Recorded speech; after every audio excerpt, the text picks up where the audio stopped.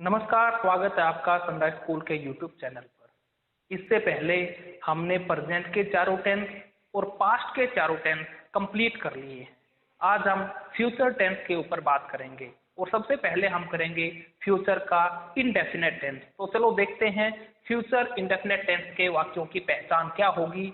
हिंदी के वाक्यों के अंत में मुख्य क्रिया के साथ यदि गा गेगी आदि का प्रयोग होता है तो इसका मतलब वो फ्यूचर का इनडेफिनेट टेंस है। और इंग्लिश के वाक्यों में हेल्पिंग वर्ब विल का प्रयोग किया जाता है और मैन वर्ब की फर्स्ट फॉर्म का प्रयोग किया जाता है। आजकल मॉडर्न इंग्लिश में टेंस में हम किसी भी सब्जेक्ट के साथ में विल का ही प्रयोग करते हैं, लेकिन मॉडल्स में हम आई और वी के साथ में सेल का प्रयोग करते हैं, या जहां जहां भी नेसेसिटी होती है वहां पे हम सेल का प्रयोग करते हैं। लेकिन टेंसेस में आजकल हम किसी भी प्रोनाउन के साथ में और किसी भी सब्जेक्ट के साथ में, चाहे वो सिंगुलर हो या प्लूरल हो, हम विल का ही प्रयोग करते हैं। चलो देखते हैं अफर्मेटिव सेंटेंस का स्ट्रक्चर क्या होगा। सकारात्मक वाक्य है।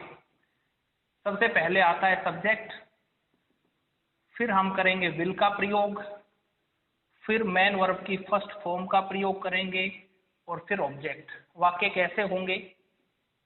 राम दिल्ली जाएगा।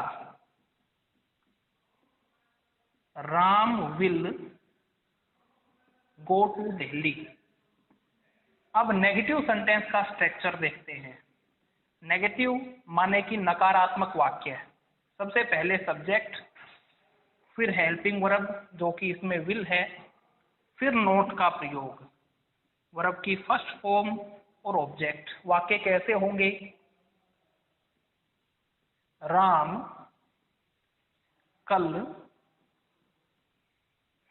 दिल्ली नहीं जाएगा। राम विल नॉट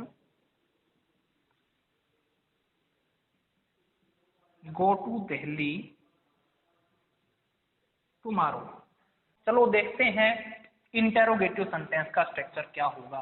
वो इंटेरोगेटिव जो क्या से शुरू होते हैं। सबसे पहले हेल्पिंग वर्ब जो कि विल है, फिर सब्जेक्ट, मैन वर्ब की फर्स्ट फॉर्म, ऑब्जेक्ट और अंत में क्वेश्चन मार्क। वाक्य कैसे होंगे? क्या राम दिल्ली जाएगा? Will Ram go to Delhi? अब देखते हैं इंटेरोगेटिव नेगेटिव सेंटेंस का स्ट्रक्चर। सबसे पहले हम लगाएंगे हेल्पिंग वर्ब जो कि विल है, फिर सब्जेक्ट, फिर नोट का प्रयोग करेंगे, वर्ब की फर्स्ट फॉर्म और ऑब्जेक्ट, अंत में क्वेश्चन मार्क। वाक्य कैसे होंगे? क्या राम कल दिल्ली नहीं जाएगा?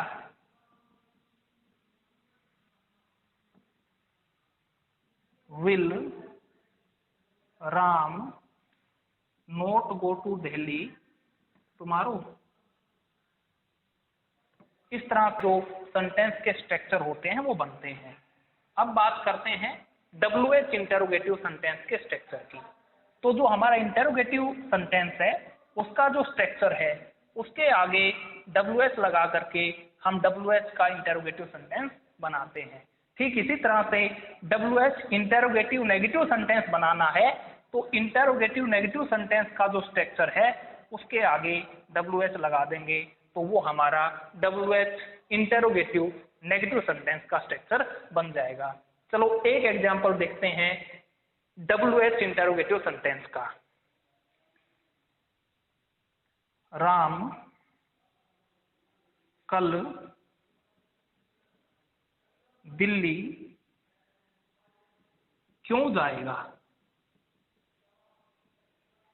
इस तरह से वाक्य हमारा होगा। तो क्यों जाएगा? Why. Why will Ram go to Delhi tomorrow. और ये वाक्य अगर हमारा होता WH इंटेरोगेटिव नेगेटिव का तो इस तरह से होता कि राम कल दिल्ली क्यों नहीं जाएगा। वाक्य इस तरह से बनता, वाई विल राम, उसके बाद में not, why will Ram not go to Delhi tomorrow. इस तरह से हमारा फ्यूचर इंडेफिनिट टेंस खत्म होता है। अब हम बात करेंगे फ्यूचर कंटिन्यूअस टेंस की। जैसा कि हम जानते हैं कि किसी भी टेंस का कंटिन्यूअस जो टेंस बनता है वो किसी भी काम को जारी होने के बारे में दर्शाता है, जिसमें कोई भी काम जारी या तो है या फिर था या फिर होगा। चलो देखते हैं हम फ्यूचर कंटिन्यूअस।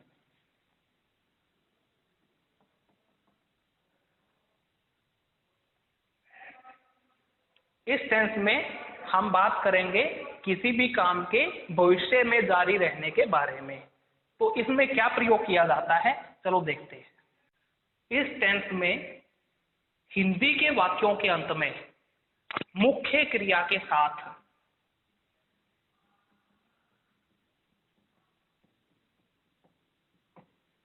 रहा होगा,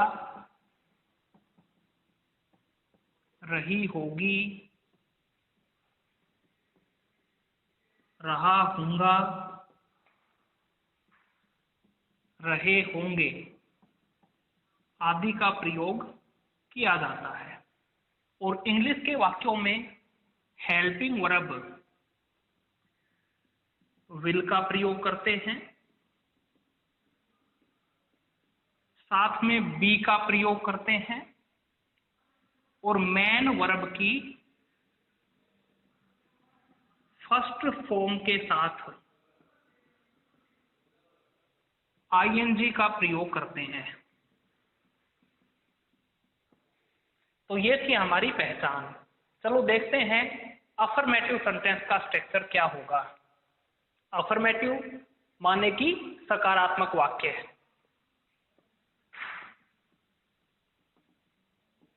सबसे पहले सब्जेक्ट, उसके बाद में हेल्पिंग वर्ब, यहाँ पे विल है तो विल का प्रयोग कर दिया, फिर बी वर्ब की फर्स्ट फॉर्म के साथ ING ऑब्जेक्ट। वाक्य किस तरह से होंगे, राम कल स्कूल जा रहा होगा, Ram will be going to school tomorrow.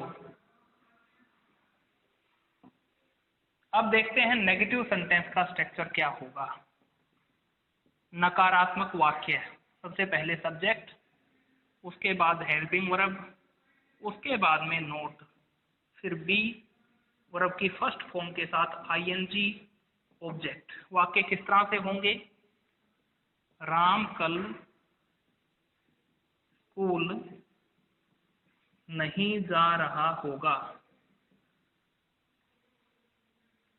Ram will not be going to school tomorrow। इस तरह से नेगेटिव सेंटेंस का स्ट्रक्चर बनता है। चलो देखते हैं इंटेरोगेटिव सेंटेंस का स्ट्रक्चर कैसे बनेगा। इंटेरोगेटिव सेंटेंस में सबसे पहले हम लगाते हैं हेल्पिंग वर्ब, अगर वो क्या से शुरू है तो।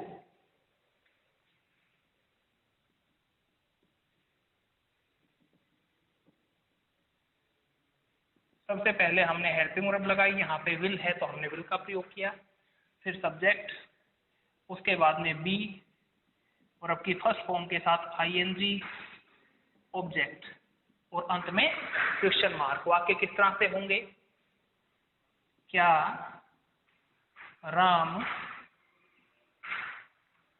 कल स्कूल जा रहा होगा,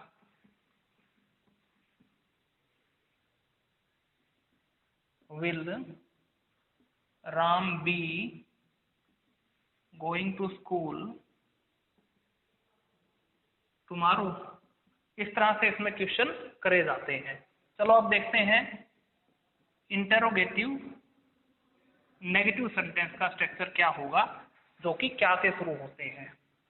सबसे पहले हेल्पिंग वर्ब, उसके बाद में सब्जेक्ट, फिर नोट, बी, वर्ब की फर्स्ट फॉर्म के साथ आईएनजी, ऑब्जेक्ट और क्वेश्चन मार्क। वाक्य किस तरह से होंगे? क्या राम कल स्कूल नहीं जा रहा होगा?